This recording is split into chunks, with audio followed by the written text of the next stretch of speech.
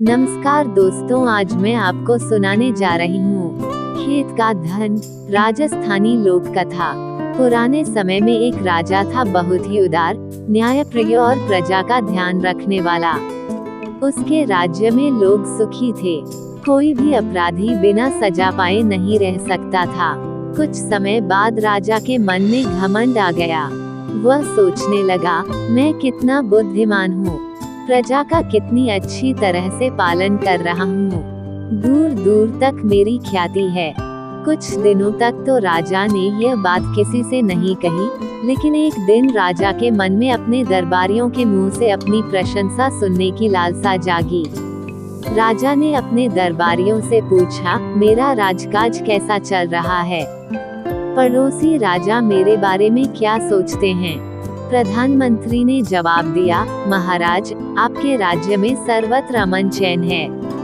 सारी प्रजा आपकी जय जयकार कर रही है। ये सुनकर राजा खुश हो गया।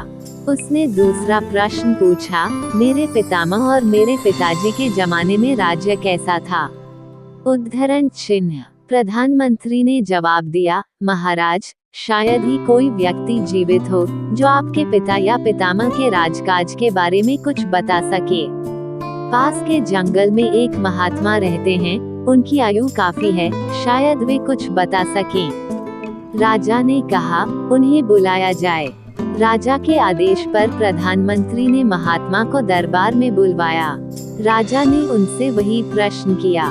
महात्मा ने कहा, आपको एक घटना सुनाता हूँ। इसका संबंध आपके पिता तथा पितामह के राज से है। आप सब समझ जाएंगे कि किसका राज कितना अच्छा था। इतना कह महात्मा बताने लगे, राजन, आपके दादा के राज्य में एक किसान के पास कुछ जमीन थी। उसके घर में खेती में मदद करने वाला दूसरा कोई आदमी नहीं था। इसलिए किसान ने अपनी जमीन दूसरे किसान को बिना किसी लिखा पढ़ी के खेती करने के लिए दे रखी थी। फिर भी जमीन जोतने वाला किसान ईमानदारी से उसका हिस्सा बिना कहे दे देता था। एक दिन की बात है, दूसरा किसान जमीन जोत रहा था। तभी हल्की नोक किसी सख्त चीज से टकराई। बैल रोककर उसने जमीन को थोड़ा सा खोदा तो अशफियों से भरा हुआ एक कलश निकला। उस कलश को लेकर वह जमीन के मालिक के पास गया और बोला, तुम्हारी जमीन में से यह कलश निकला है, मैं इसे तुम्हें सौंपने आया हूँ। पहले किसान ने कहा, तुम भी कैसी भोली भाली बातें करते हो, मैं जमीन तुम्हें दे चुका हूँ। जमीन में जो कुछ निकले वह तुम्हारा है, चाहे अनाज हो चाहे अशर्फी। मुझे तो सिर्फ फसल का ही हिस्सा चाहिए। इस बात को लेकर दोनों में काफी देर तक बहस हुई, पर कोई भी उस कलश को लेने के लिए तैयार नहीं हुआ। आखिरकार उन्होंने फैसला किया कि राजा के पास चलकर यह कलश उन्हें सौंप देना चाहिए। दोनों किसान आपके पितामह के पास आए और बोले, महाराज, ये कलश राज्य की भूमि से निकला है। राज्य आपका है, इसीलिए इसे आप रखें। राजा ने कहा, तुम दोनों नासमझ हो, जमीन हम तुम्हें दे चुके हैं। अब उसमें से जो कुछ निकले वह किसान का, राज्य का उस पर कोई हक नहीं। तुम दोनों में से जिसका भी हक हो वह उसे रख ले। दोनों किसान निराश होकर लौट आए। आखिर तय हुआ कि जिस जगह ये निकला है वहीं वापस गाड़ दिया जाए। दोनों किसानों ने ऐसा ही किया। उद्धरण चिन्ह। महात्मा से बीती घटना सुनकर राजा बोला, महात्मन, ऐसा क्यों किया गया? धन का सदुपयोग हो सकता था, पाठशाला खुलवाई जा सकती थी, अस्पताल बनवाए जा सकते थे, गरीब लोगों को जीवन निर्वाह के लिए मदद दी जा सकती थी। महात्मा मुस्कुराए, बोले, राजन, उन दिनों विद्या या चिकित्सा मोल नहीं मिलती थी। दान लेना भी बुरा समझा जाता था। सभी अपने अपने परिश्रम की कमाई खाते थे। उद्धरण चिन्ह। सुनकर राजा चुप हो गया। महात्मा ने कथा फिर आगे बढ़ाई, समय की गति को कौन रोक सकता है। एक दिन आपके पितामह का देहांत हो गया। आपके पिता गद्दी पर बैठे, साथ ही वे दोनों किसान भी स्वर्ग सिधार गए।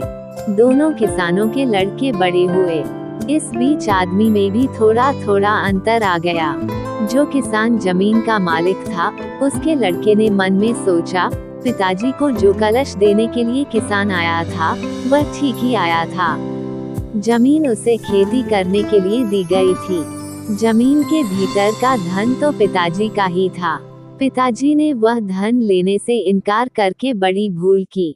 उदाहरण, ये सोचकर वह खेती करने वाले किसान के पुत्र के पास गया। बोला, भैया, जो कलश तुम्हारे पिताजी मेरे पिताजी को देने आए थे, वह बात ठीक ही थी। जमीन तो तुम्हें खेती करने के लिए दी गई थी, अतः मेरे पिताजी ने बेकार ही उस धन को लेने से इनकार कर भूल की। आज मैं उस भूल को सुधारने आया हूँ। खेती करने वाले किसान के लड़के के मन में भी लोभ आ चुका था। बोला, मेरे पिता कितने नासमझ थे।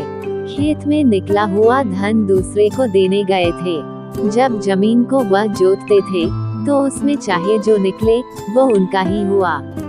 अगर कलश की जगह सांप निकलता और मेरे पिता को काट लेता, तो मृत्यु उनकी ही होती। भूल तुम्हारे पिता ने नहीं, मेरे पिता ने की। दूसरे किसान का लड़का अशरफियों का वह कलश चुपचाप जमीन में से निकाल लाया। कुछ धन उसने गांव के बड़े लोगों को बांटकर अपनी ओर मिला लिया। फिर सुख से रहने लगा। कुछ देर रुककर महात्मा ने कहा, राजन, वह तो हुई दो किसानों की बात। इधर आपके पिता के मन में भी लोभ समाया।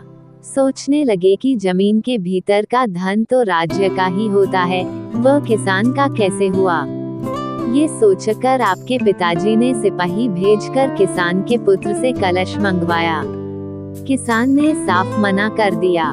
कहा, राजा तो जमीन दे चुका है, उसमें जो कुछ निकले वह जमीन जोतने वाले का है। राजा जी चाहे तो मैं 10-20 आदमियों को लेकर हाजिर हो सकता हूँ, वे मेरी बात का समर्थन कर देंगे। ये आदमी वे ही थे जिन्हें वह धन देकर अपने पक्ष में कर चुका था। सिपाही ने वापस आकर राजा को सारी बात कही, तो वे भी चुप हो गए। समय बीतता गया। समय आने पर आपके पिताजी स्वर्गवासी हो गए और उन दोनों किसान के बेटे भी। अब आया आपका राज्य, हर बात के कायदे कानून बन गए। अदालतें और पुलिस थाने खड़े हो गए। मुकदमा लड़ने के लिए वकील बैरिस्टर भी पढ़ लिख कर तैयार हो गए। उन दानों किसानों के बेटों में भी उस स्वर्ण कलश को लेकर वाद विवाद खड़ा हो गया। अदालत में मामला गया तो दोनों किसानों को सजा हो गई। कलश राज्य की यानी आपकी संपत्ति बन गया। पिछले वर्ष ही यह फैसला किया है आपकी अदालत ने। अब राजन, हालत यह है कि वह अशरफियों वाला कलश तो आपके खजाने में है और वे दोनों किसान आपकी जेल में, क्योंकि आप जैसे न्यायप्रिय राजा के राज्य में कोई अपराध करके सजा से कैसे बच सकता है।